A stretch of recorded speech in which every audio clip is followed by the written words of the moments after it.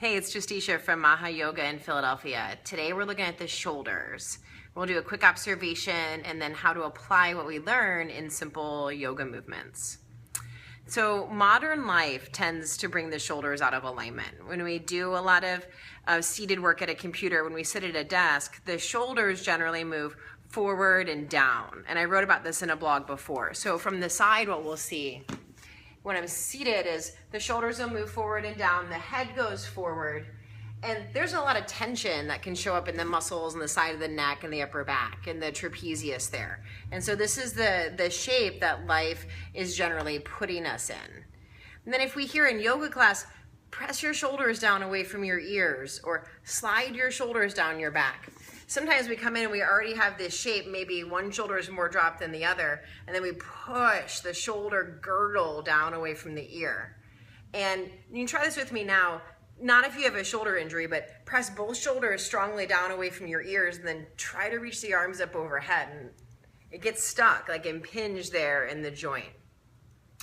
As we do that, the tightness in these muscles of the upper back gets even stronger. The more forward and down the shoulders move, the more tension we're gonna have in these muscles here. So instead, you can think the shoulders are healthiest when they're in line with the base of the neck. There'll be a toning in the deep muscles of the torso and natural curves in the spine.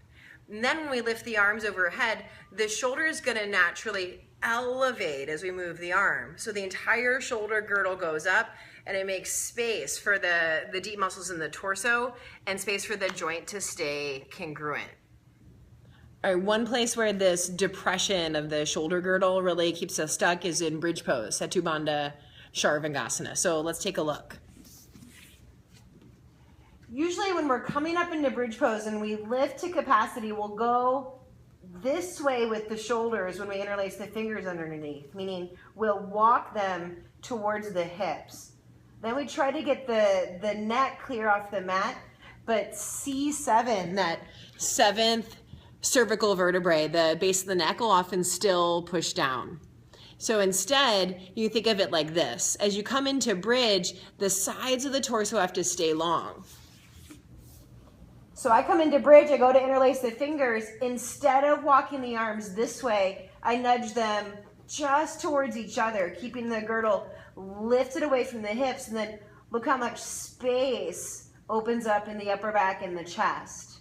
As soon as I walk the arm bones this way though, the neck flattens and the pose is much more diminished.